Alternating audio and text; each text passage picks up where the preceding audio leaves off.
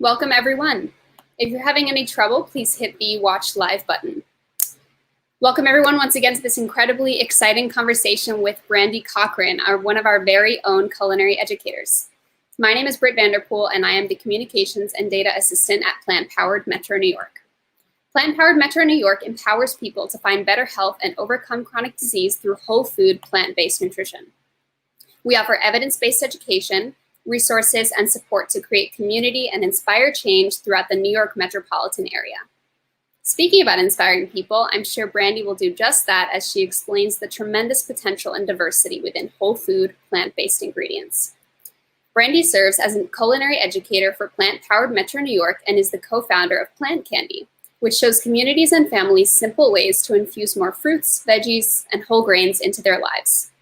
Her commitment to helping people not only eat better, but also enjoy it, challenges her to find ways to leverage flavor profiles and textures in natural foods that are familiar. Her personal mission is to help people take the guesswork out of eating simple, nutritious, and delicious food while having fun. Brandy is also passionate about protecting the environment. She has been featured in the New York Times, the New York Daily News, and other publications for her community beautification work. I think this says it all about how much of an inspiration Brandy is to this entire community. And Brandy and I have decided that the theme of picnic is very fitting for today, as people are going outside with this very hot weather, getting together with people they love, and having some snacks. So we want to talk about ways that we can have simple recipes that are going to last in the heat, that are also whole food plant-based friendly. So we're hoping that we can talk about just that, and please make generous use of the comment section to let us know what you want Brandy to share with us, if you have any thoughts, any questions. So to start off, Brandy, do you have any ideas for recipes that will last in the heat? Yeah, so the beauty of plant-based food is that almost anything plant-based will last in the heat. So if we're talking about simple things like fruits and vegetables and their simplest forms, they'll last in the heat. Now, when we think about like traditional picnic food, say like potato salads, macaroni salads, and those creamy things that we really enjoy this time of year, we can use one of my favorite ingredients, which is tahini, to make a mayonnaise type substance. I don't know if it's technically mayonnaise, but a creamy mayonnaise type substance that holds up really well in the heat. All right, so how do we make a tahini? What goes in that? Yeah, so what I usually do is I take part tahini, part water, a little apple cider vinegar, and a little lemon juice. And I don't have the exact measurements with me right now, but I would probably say, if I'm going to guess it out for sake of conversation, it would be like 2 tablespoons of tahini to start, and then about a 1/4 cup of water, because we want to get that tahini to a thin enough consistency where it feels like mayo, like it feels like something whipped. If you don't put enough water in it, it's going to be grainy and thick. And if you don't, so that's how you can kind of tell, like, oh, if I need to add more water. If it's too thin, then you need to add a little bit more tahini to kind of get that consistency. You also want to keep in consideration that you're going to be also adding lemon juice and apple cider vinegar to it. So that's another liquid that you have. So say you throw water and you're like, I'm not really sure. You can add those and see if you get that consistency. And then if you still need more, then you add a little bit more water. And you get like this creamy, tangy yumminess. Another way to do it that's really cool too is if you do it with Aquafaba. So Aquafaba is the juice from chickpeas. So say, for instance, you're making a tuna salad. I feel like tuna salad is a huge picnic thing. And in the plant-based space, we tend to use chickpeas in order to do that. So when you open up your can of chickpeas, you have all of this juice that comes with them. A lot of times we just dump it down the drain, but I don't know exactly when, but I believe about 6 years ago, a guy decided to brand that juice as Aquafaba and did all these experiments to figure out that they pretty much work the same way that egg whites work in traditional cooking. And so if you're making a mayonnaise from scratch, mayonnaise is a mixture of egg yolk and oil. It's an emulsification, right? So if we're trying to create that, the best way to kind of get it is, like I said, like the tahini helps because you get like that creaminess and there's a little bit of tang. But then if you had that aquafaba, you could just take that and mix it right in instead of the water. That's wonderful. I am personally a huge fan of tahini. I love it. And what I love most about it is that you can get really creative with it, right? And you're a chef, so I'm sure you've done many different things with it. Yeah. So tell us, besides maybe having carrot sticks or some chopped up veggies, what else we can prepare with a tahini sauce? So just about 3 weeks ago, I was invited to a picnic, and I always always make food because I never know what's gonna be there for me. And it was just fun because we haven't really been out much these like in a while. So I was like, oh cool, I can make something. So I made a roasted cauliflower, roasted chickpea salad, and used tahini, like a heavy lemon, because I wanted it to be more like a lemon garlic kind of dressing. That was kind of the flavor profile I was going after. So it was like heavy lemon so that I can get that lemon juice and that tanginess with the tahini, and then some garlic powder to kind of get like that garlic feel. And it was really yummy. And what was cool about it was that it was able to sustain the heat because there was no dairy in it. So there was a makeshift cooling system at this picnic with like, ice and like a tray or what have you. But people were not as comfortable taking a risk with the traditional potato salad that was there because there's mayonnaise in it and it's heat. So, everybody's a little, but with this particular dish, it was pretty safe. Yeah. And speaking about potato salad, that can totally be whole food plant-based friendly because we can eat as many potatoes as we want, right? And so then we can mix that with the tahini to sort of recreate those flavors, right? Yeah. Maybe not a tuna salad, but you still have the salad component. Yeah. And what's that called works really well for like if you don't want to make tahini mayonnaise. I found that hummus works, like just a pre-made hummus works well as an option for your dressing in your potato salad. You still have to add apple cider vinegar to kind of thin it out. You also, I would say, you gotta have mustard in potato salad. It's not potato salad if you don't add mustard in it. So you still add those things, but hummus is a great base for it. All right, great. And speaking about going more of the traditional picnic theme, a lot of people have a funny association between grilling and meat, right? So how can we leverage that barbecue theme of a picnic and make it whole food plant-based friendly? Yeah, so funny thing. So pre-COVID, I literally was notorious, and still am, it just hasn't happened, notorious for what I call the BYOM barbecue for Memorial Day weekend. BYOM is what I call the bring your own meat barbecue. So at this barbecue, I will prepare a full spread of plant-based foods and have a grill that was available for people who wanted to prepare their meat on the grill for meat eaters. And then, the things I was making on the grill with like veggies was just kind of separate. But literally the first year people showed up and they had no idea what to expect. So they actually like brought their own meat. Like, I mean, they didn't know what to do. So they were like, okay, I guess we're supposed to bring our own meat.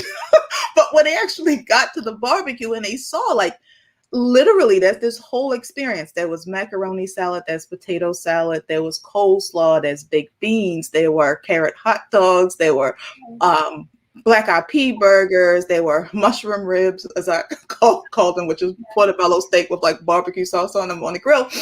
But there was this whole experience of a barbecue, like I always say, leveraging the textures of the vegetables and building in those flavor profiles that we're after. And plant-based food isn't as far away from what we normally eat at a barbecue. When we think about barbecues, the barbecue is really like all of the sides, right? So usually people come to a barbecue and it's like, there's burgers, there's hot dogs, there's ribs and I don't know, chicken, right?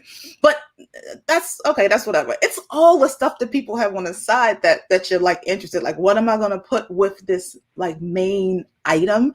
And so you can convert almost anything. I can't think of a dish that I haven't been able to convert to plant-based for the sake of using it at like a picnic. So it's really about thinking differently about like the substitutions. We're talking about like mayonnaise is something that shows up when we already just talked about how we could use tahini as a replacement for that. The majority of the stuff, I mean, I don't know if we have some people that have ideas in the chat if they want to kind of shoot some things that they're like, I don't know how to potentially convert that, because right now I can't think of anything that we Well, I'm interested to hear about this carrot hot dog. Oh. What's your secret recipe? So the carrot hot dog, I can't give you all the secrets, right? But what I will say is that the key to it not just tasting like a carrot on a grill, because that's what people kind of thought. Like, like, Brady, you really gonna put hot dogs like carrots on a bun? I mean, and I'm really like, I peel them. I take like a potato peel and even give the curves to like how a hot dog is. Like, I'm really anal about really making it feel like a hot dog. But the key is to boil it beforehand. So I boil it beforehand in a little bit of liquid smoke, right? So a little liquid smoke kind of helps with that. Then, but not boiling it to the point that it gets super soft, because there's a bite that hot dogs have that you don't want to lose. And the carrot, if it gets too soft, it goes soft versus have that little bite. So you kind of boil it, and then you put together a marinade of a little like apple cider vinegar, some onion powder, there's some ginger in there, there's some tamari in there, there's a little actually tahini in there, there's some pepper flakes. So there's this marinade, and I don't know exactly how to describe it, but you kind of make it, you mix it so it tastes like hot dog. Like, hot dog isn't a thing, right? But we know what hot dog tastes like, so you can put those ingredients together and marinate them. And even if you don't get hot dog like specific, like, oh, this tastes just like a hot dog, that marinade, you let them marinate overnight, and then you grill them. Now that is the key to a carrot hot dog. Regular hot dogs you can put into the, people like boil them and put them on the bun and they're totally fine.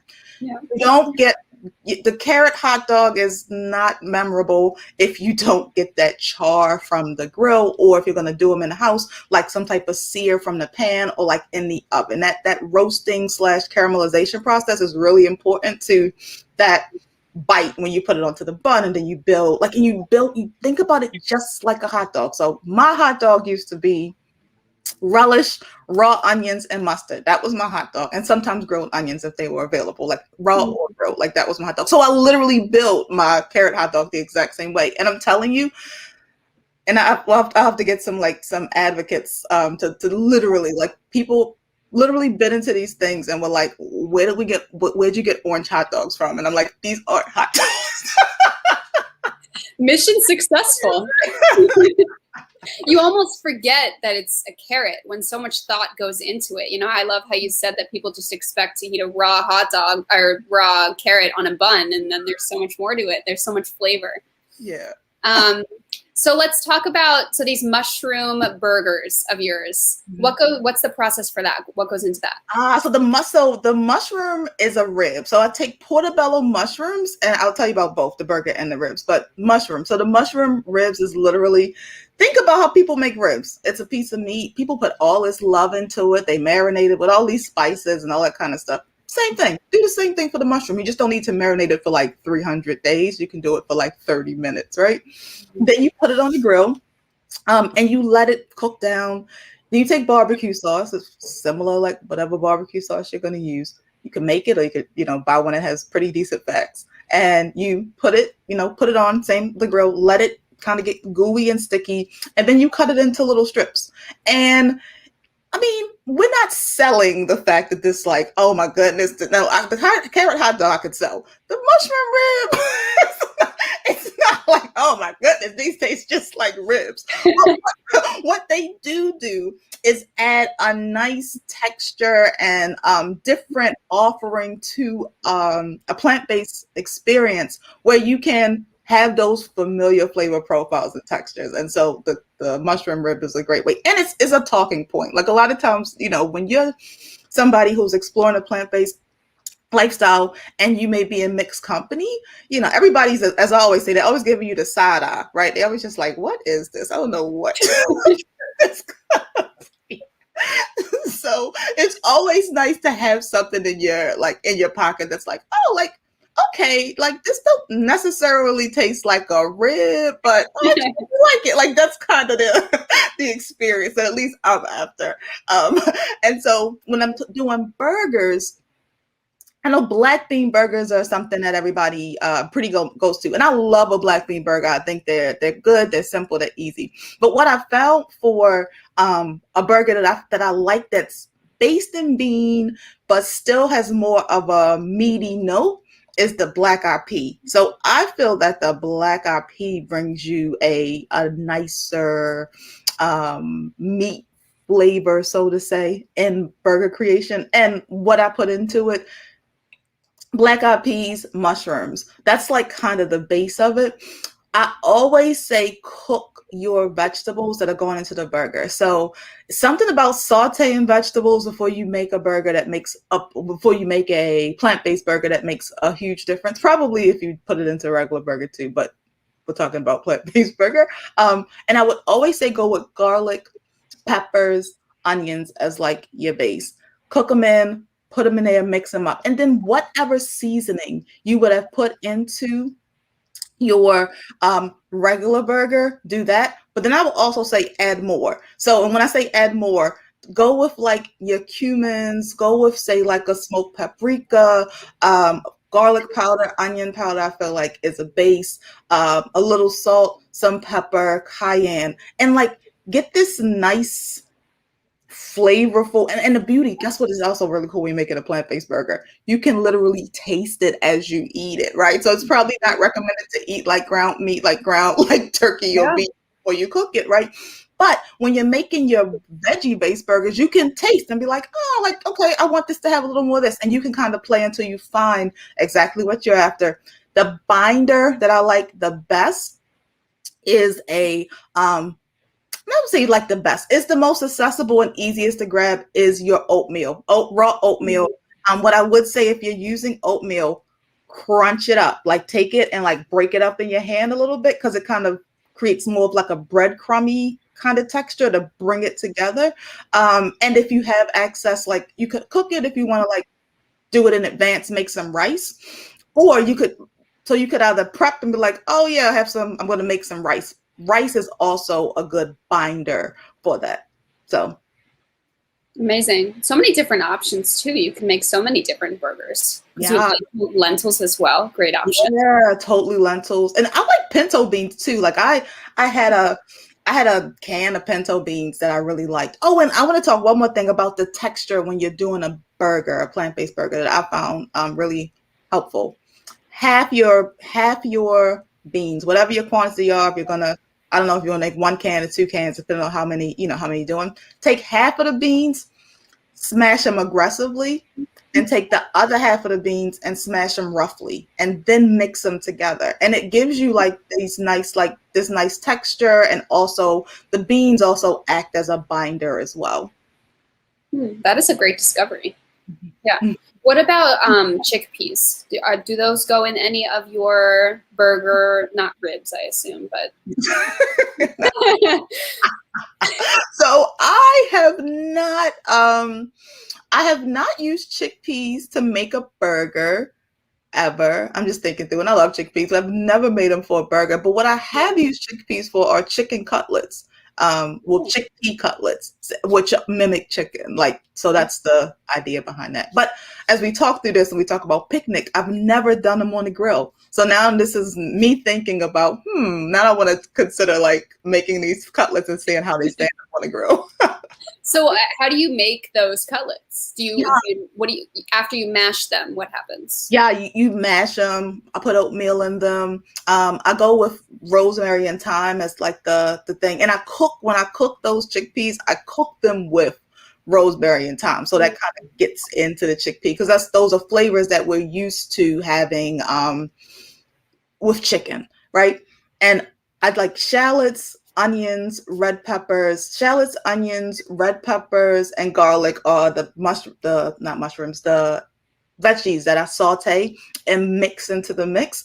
Then spice. The simple spice blend for me is onion powder, garlic powder, and then there is something called like chicken seasoning. I don't know exactly what it is, but it's not it's an herb blend, and it comes in a yellow box, but it's literally like a bunch of herbs that people usually, I guess, would season a roasted chicken with. And so I'll use some of that in there because, yet again, we're bringing in those flavor profiles of chicken. And then you form them I form into like a chicken breast kind of cutlet thing. And then I do a breadcrumb on the outside. So that's general. And then I usually just put them right into the oven, and they tend to be my holiday party chicken thingy, chicken food. Yeah. And speaking about binders, what are your thoughts about a flaxseed binder? Flaxseed as a binder works. You have to use a lot of flaxseed. That's the thing with flaxseed. Sometimes I feel like you have to use a lot. So maybe just so that you can stretch it, maybe you can mix in some flaxseed with like the oatmeal, so you're still getting the benefits of those flax seeds, but you're not using as much of them in the patty. Definitely. All right. Well, we would love to get your chickpea cutlets recipe if you are comfortable sharing it. Yeah, I'll share that one. All right. Yeah. Sounds good. So now we've talked about sauce. We've talked about the mains. What about desserts? Oh, dessert. So I love dessert and I love the summer because I know I'm going to be that plant-based person that's like, fruit is nature's candy. I'm not going to only leave you with that one, but I will say to take advantage of summer fruit, especially like this year, I'll tell you, cherries have been absolutely incredible.